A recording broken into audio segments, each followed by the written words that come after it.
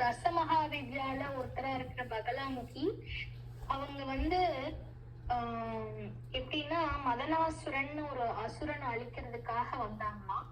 So எப்படின்னா அவங்க வந்து இந்த வாக் சித்தி சம்பந்தமான அனுகிரகங்கள் பண்ணக்கூடியவங்க.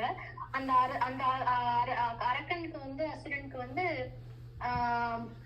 அவனால என்ன சொன்னாலும் அது பழிக்கிற மாதிரியான ஒரு வரத்தை வந்து அவன் வாங்கிட்டு வந்து அதன் மூலியமா நிறைய பேர்த்த வந்து கஷ்டப்படுத்திட்டு இருந்திருக்கான். சோ அத வந்து அவன் அந்த அசுரனை வந்து அழிக்கிறதுக்காக அம்பாள் வந்ததுதான். அப்ப வந்து அழிக்கும் போது என்ன பண்ணிட்டாலாம், அம்பாள் வந்து அவனுடைய நாக்க வந்து இழுத்து பிடிச்சிட்டாலாம்.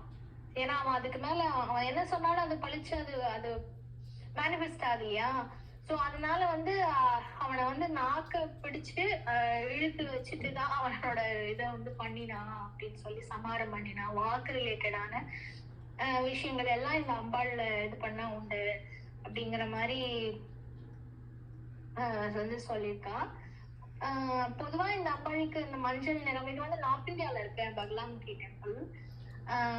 மஞ்சள் நிறம் சம்பந்தமா எல்லோ கலர் தான் அம்பாளுக்கு பிரீத்தியம்.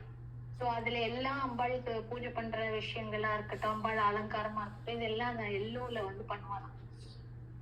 அப்புறம் இந்த காளி அம்பாள் வந்து இப்ப அவதாரம் பண்ணதுல காலகந்தர்கள்ங்கிற அரக்கணர்களை வந்து சம்ஹாரம் பண்றதுக்காக காளிய அம்பாள் வந்து உத்பவம் ஆயிருக்கா. அந்த ருரு அரக்கன்னு சொல்லி ஒரு அரக்கன் இருக்கானா, அது வந்து அது செப்பரேட் விதானமா ருதுச்சித் அப்படின்னு சொல்லி சொல்லுவாங்களாம். சோ அதுல வந்து இந்த காளியோட அவதாரம் வந்து எப்போ அந்த மாதிரி ஆச்சு அப்படின்னா, இந்த காலகந்தர்கள்ங்கிற அசுரன்கள்ல வந்து வதம் பண்ணி அம்பாள் வந்து எல்லாத்தையும் காப்பாத்துறதுக்காக அந்த ஒரு உத்பவமா அம்பாள் வந்து அவங்களோட சொரூபத்துல காளி சொரூபமா வந்தாங்களாம். இந்த மாதிரி இன்னொன்னு என்ன சொல்லுவாங்கன்னா, அந்த மதுக்கைட்டபர்களுடைய இது தேவி மகாத்மியத்துல வருது இல்லையா. சோ மதுக்கைட்டபர்கள்ல 2வது முறையா ஒரு தடவை வந்து அம்பாள் அவங்கள வதம் பண்ணாலாம். அப்போ வந்து அது பண்ணும்போது 3 ஸ்வரூபமா எடுத்து ரிஷிகேஷ் பக்கத்துல ரிஷிகேஷ்ல ஹரித்வார் ரிஷிகேஷ்ல வந்துட்டு 3 ஸ்தலங்களா வந்து அம்பாள் வந்து சுயம்பா அங்க வந்து அம்பாள் வந்து உற்பத்தி ஆகி அங்க சுயம்பு தேவிகளா வந்து 3 செப்பரேட் கோவில்ஸ் இருக்கான். சோ அதுல வந்து அம்பாள் அங்க வந்து காளியா வந்து அவதாரம் பண்ணணும்னு சொல்லி அந்த 3 பேத்தையும் இந்த 2 பேத்தையும் வதம் பண்றதுக்காக 3 இடத்துல வந்து அந்த அம்பாள் வந்து பிரசித்தி ஆனாங்களாம். அதுக்கு அங்க வந்து ஒரு மலை இருக்கா. அந்த மலையில வந்து அம்பாள் வந்து ஒரு குறிப்பிட்ட காலம் வந்து வேற ஒரு ஸ்வரூபமா, அதாவது இந்த காளியா வரணுங்கிறதுக்காக அம்பாள் வந்து இன்னொரு ரூபம் சொல்லுவாரு, எனக்கு சட்டன் ஞாபகம் வரல. அந்த ஒரு ரூபமா வந்து அம்பாள் உட்காந்து தபஸ் பண்ணலாம். தபஸ் பண்ணி, ஏன்னா இவங்களுடைய போர்சஸ் இது வந்து ரொம்ப இவங்களோட கொடுத்த பிரச்சனைகள் அந்த மாதிரி போல இருக்கு, இந்த மதுக்கைட்டபர்கள் கொடுத்த இது. சோ அதனால அம்பாள் வந்து ஒரு குறிப்பிட்ட டைம் வந்து அந்த மலையில உட்காந்து தபஸ் பண்ணினாலாம்.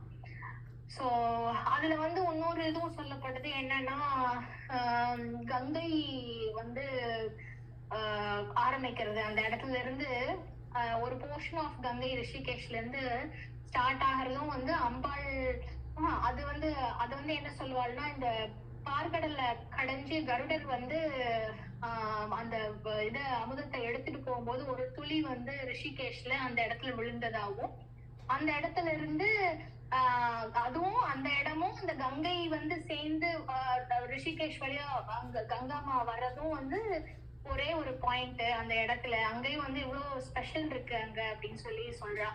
சோ இப்போ ஒவ்வொரு சிவனுடைய ஸ்தலம்னு நம்ம சொல்றது எல்லாமே வந்து அங்க வந்து ஸ்ரீவித்யை, இப்ப ரிஷிகேஷ்ல வந்து ஸ்ரீவித்யை வந்து ரொம்ப பிரசித்தி அப்படிங்கறது நமக்கு நிறைய பேருக்கு தெரியாது.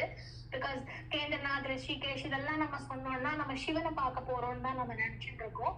ஆனா அம்பாளும் சிவனும் வேற வேற இல்லைங்கிறதும் நமக்கு தெரியும். ஆனா வந்து அது வெளிப்படையான ஒரு விஷயங்களா நமக்கு தெரியறது இல்ல. பிகாஸ் பொதுவா காசி யாத்திரைன்னா நம்ம என்ன சிவனை பார்க்க போறோம், விஸ்வநாதன் பார்க்க போறோம்னு நம்ம நினைச்சுதான் அந்த எல்லாத்துக்கும் இருக்கிற மைண்ட் செட் அதுதான். ஆனா அங்கேயும் வந்து அன்னபூரணி இவங்க எல்லாருமே, விஷாலாட்சி இவங்க எல்லாருமே இருக்காங்க இல்லையா. சோ இந்த இது இங்கேயும் வந்து அந்த சதி தேவியுடைய காதுல காது வந்து விழுந்த இடம் மணிகர்ணிகா காட் அதெல்லாம் சொல்றோம் இல்லையா. சோ அதெல்லாம் அந்த பேர் வந்தது அதனாலதான் அந்த ஸ்தலம் அங்க அம்பாள் விசாலாட்சியா உத்பவமானது அந்த இதுலதான் அந்த மாதிரி சொல்லுவா. சோ இப்ப என்ன சொல்ல வந்தேன்னா, இந்த ரிஷிகேஷ்ல இந்த மூணு இடங்கள் இருக்கு. அங்க அம்பாள் தபஸ் பண்ணின ஒரு இடம் இருக்கு. அந்த தபஸ் பண்ணின அங்க இருந்து ஃபியூ மந்த்ஸ் தபஸ் பண்ணி அதுக்கப்புறம் மதுக்கேட்டவர்கள வதம் பண்ணினதாகவும், அங்க வந்து சுயம்பாதான் அம்பாள் இருப்பாளாம். ஒரு பாறை கருங்கல் பாறை மாதிரி அதுல வந்து ஒரு ஃபார்ம் ஆஃப் விக்கிரகம் மாதிரி அம்பாள் இருப்பாளாம். அங்கதான் வந்து சிந்தூர் போட்டு அலங்காரம் மூக்குத்திய மட்டும்தான் வச்சிருப்பாங்க. அவங்க வேற எதுவுமே இது இருக்காதான்.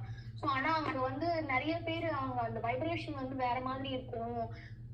அங்க வந்து போய் தங்கி எல்லாம் வந்து இது பண்ணுவா அப்படின்லாம் வந்து சொல்லியிருக்கா, கேள்விப்பட்டிருக்கேன்.